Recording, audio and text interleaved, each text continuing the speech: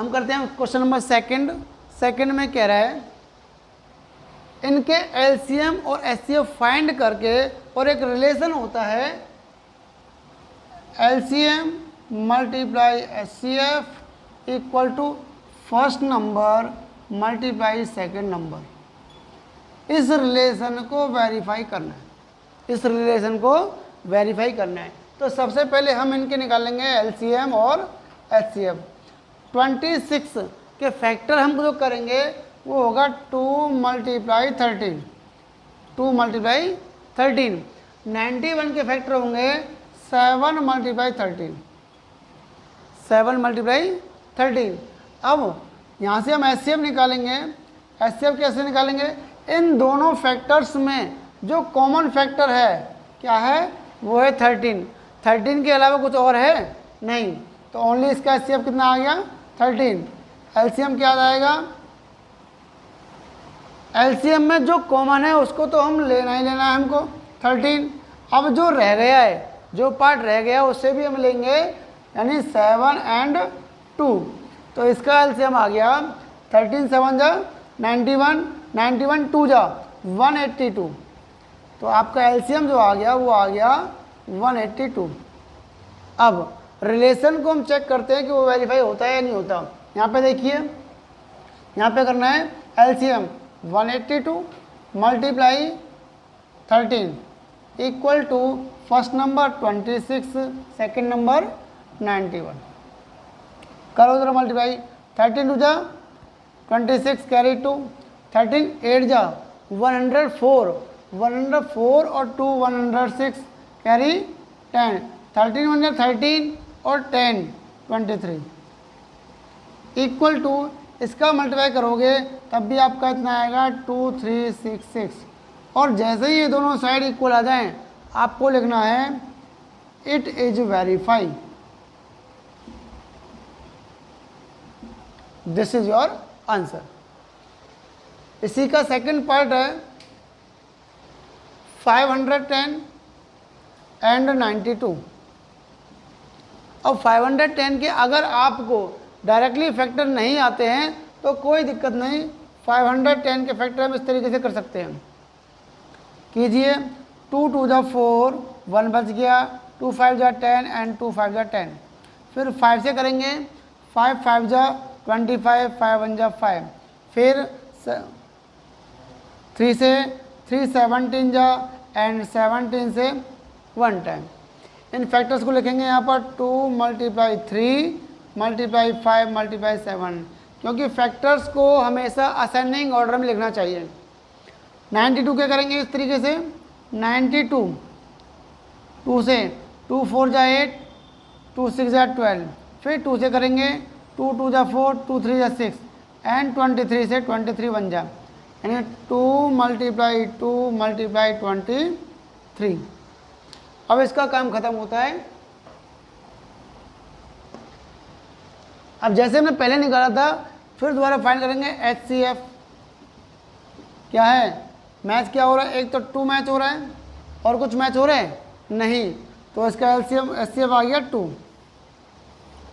LCM क्या, जो match हो रहा है उसको तो लेना ही है, 2 multiply 3 multiply 5 multiply 17 multiply 23 multiply 23। तो इन सब का जब मल्टीप्लाई हमने किया तो हमारा आया 2 3 4 6 460। ओके, एक आंसर आपका ये हो गया। अब बस आपको क्या करना है, इस रिलेशन में रखना है। चेक करते हैं सेम आता है नहीं तो LCM 23460 multiply HCF 2 equal to first number क्या था 510 एंड सेकंड नंबर क्या है 92। ओके, इसका मल्टीप्लाई करो रहा, क्या आया 0 2 6 जा 12, 2 4 जा 8 1 9, 2 3 जा 6, 2 2 जा 4। अच्छा, इसका मल्टीप्लाई करोगे वो भी इतना ही आ रहा है, तो आप क्या कह दोगे, it is verify, it is verify, it is verify. Okay, note कीजिए। तीसरा पार्ट है आपका 336 एंड 54। 336 के फैक्टर भी आप ऐसे ही करोगे, डायरेक्ट नहीं आते हैं, कोई बात नहीं, लॉन्ग मेथड से कर लीजिए, नंबर आपको पूरे मिलते हैं, इसको मतलब कोई मार्क्स कटने के चांस नहीं है। 2 1 जा 2, एक बच गया, 2 6 जा 12, 2 8 जा 16, 2 8 जा 16, 2 4 जा 8, फिर 2 से 2 4 जा 2 2 जा, फिर 2 2 जा 2 1 जा। अब इसको करोगे 3 7 जा, फिर 7 1 जा। लिखिए इसके फैक्टर, 2 मल्टीप्लाई 2 मल्टीप्लाई 2 कितने टाइम है, 1 2 3 4, मल्टीप्लाई 2 मल्टीप्लाई 3 एंड मल्टीप्लाई 7। 54 के आप करोगे, 54 के कर लो, 2 से 2 2 जा 2 7 जा, 3 से 3 9 जा, फिर 3 3 जा एंड 3 1 जा। फैक्टर लिखो, 2 मल्टीप्लाई 3 मल्टीप्लाई 3 मल्टीप्लाई 3। एचसीएफ निकालने के लिए क्या करेंगे हम, बराबर जो मैच हो रहे हैं इनमें से एक ये मैच हो रहा है, इसके अलावा कोई मैच नहीं हो रहा है, तो 2 मल्टीप्लाई 3 क्या आ गया 6, दिस इज योर एचसीएफ। उसके बाद एलसीएम बराबर जो मैच हो रहे हैं उनको तो हम लेना ही है, 2 मल्टीप्लाई 3, इसके बाद 2 1 2 3 टाइम और है तो 3 टाइम भी लिखिए, 2 मल्टीप्लाई 2 मल्टीप्लाई 2, इसके बाद 3 2 टाइम्स और है तो 3 मल्टीप्लाई 3 एंड लास्ट 7। तो इन सब का जब हमने मल्टीप्लाई किया तो हमको मिला 3024, ये आपका एलसीएम आ गया। अब क्या रह गया, अब बेस्ट रिलेशन को वेरीफाई करना है, इसमें लगाइए यहाँ आ गया LCM 3024 multiply HCF 6 equal to first number 336 multiply 54। करो जरा मल्टीप्लाई, 6 4 जा 24, कैरी 2, 6 2 जा 12 और 2 14 और 6 3 जा 18 इक्वल टू, इनका मल्टीप्लाई हम करते हैं तो क्या आता है 18144। It is verify, it is verify.